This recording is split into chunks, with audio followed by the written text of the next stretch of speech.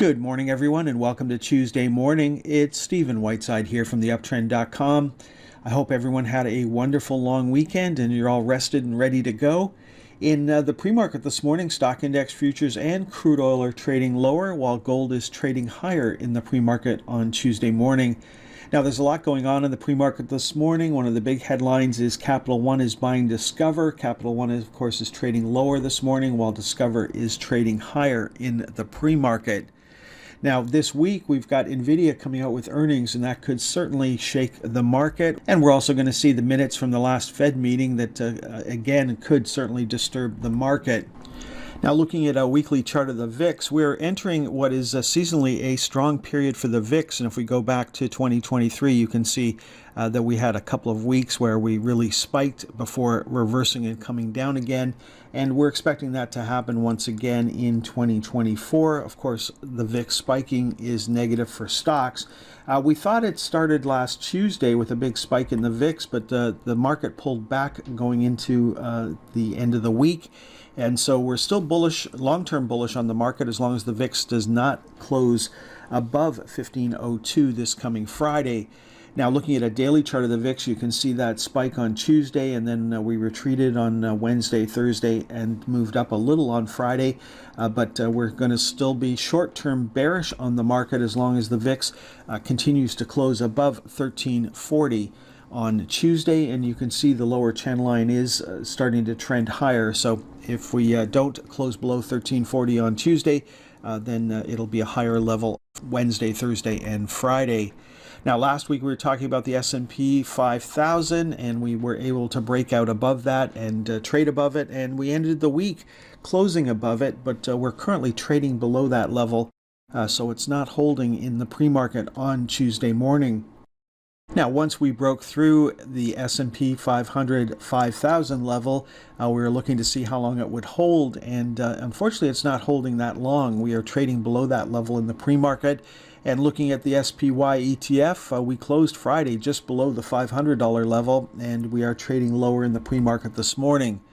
Now, looking at a daily chart of the Dow Diamonds, we generated a sell signal on Tuesday. That was the only major index to do so. And then we came right back on Thursday, back on a buy signal. So we're coming into this week with all the major index ETFs on buy signals right now. The first thing we look for in the weekly charts, if we're going to see a pullback in the market, is a close below the previous week's low. For the Dow, since the October low, we haven't had that happen. For the S&P 500, we certainly did.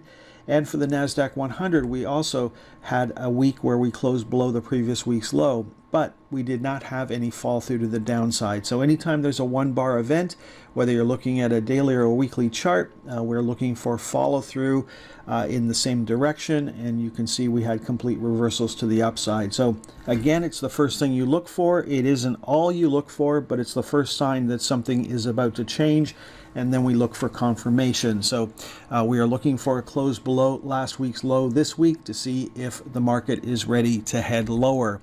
Now, one bullish sign last week was a lot of interest in mid-caps, small caps, and micro caps. And you can see the Russell 2000 trading up to the previous high, and the Russell Microcaps also trading up to the previous high. Then looking at the Canadian market, the iShares for the TSX 60 had a wild week. We traded down through the lower channel line and then ended the week making a new high. And so that was quite a wild week. And one stock that's in the news this morning that's in the TSX 60 is Loblaw. They're out with a big announcement, spending a lot of money, creating a lot of jobs. Let's see how the market reacts to that news. But as you can see, the stock is doing incredibly well at the moment. Now, what worked last week? Well, it was actually Canadian energy stocks were the big winners, up over 4%. Not enough to give us a weekly buy signal, but enough to extend the daily buy signal that started recently, and we made a new high for this move and started to break out above the high from a couple of weeks ago, and we're stuck at the 200 and 100-day moving averages, looking to see if we can break out above that this week. U.S. energy stocks were also big winners, up 2.71% and back on a weekly buy signal. Now, going through the Dow 30 this morning, I noticed there were 3 Dow 30 stocks that generated weekly sell signals last week, including Apple, Amgen, and Cisco are all back on weekly sell signals. Now, a couple of stocks that are not on weekly sell signals. We've got Home Depot out with earnings, and they beat expectations, but not making investors happy this morning. And on the daily chart, we're looking at a new daily sell signal for Home Depot. On the other hand, we've got Walmart out with earnings, and Walmart is trading higher in the pre-market this morning. So Walmart's winning, Home Depot is losing on Tuesday morning. Now, Apple's back on a weekly sell signal, and I just want to look at Apple for a minute. We're looking at a daily chart here. You can see we peaked back in December, then we drove down into year end, and then we made a higher low and then started to move up. Then we actually made a lower high.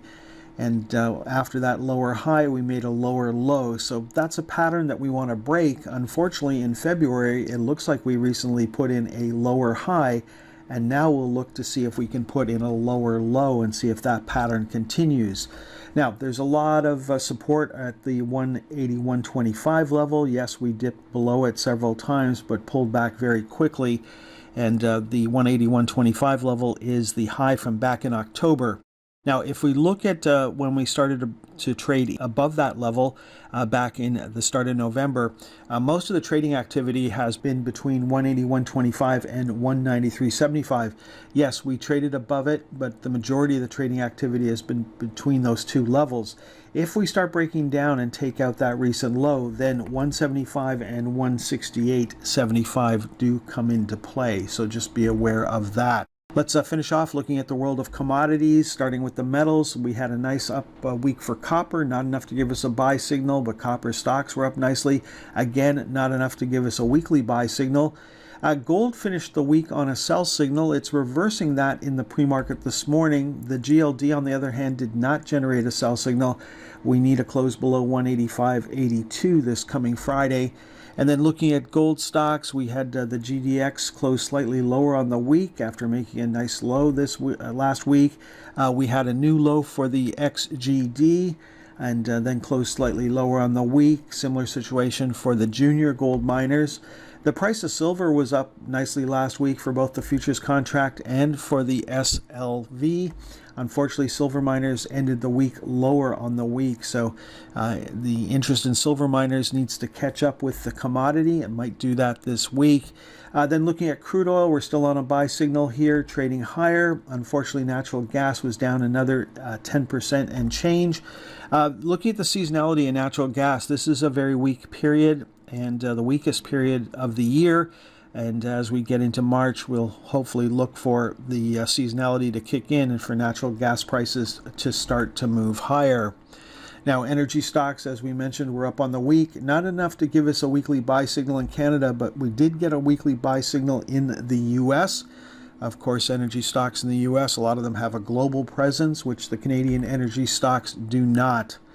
Okay, folks, that is all for this morning's presentation. So far, it looks like we're going to see some selling at the open on Tuesday morning.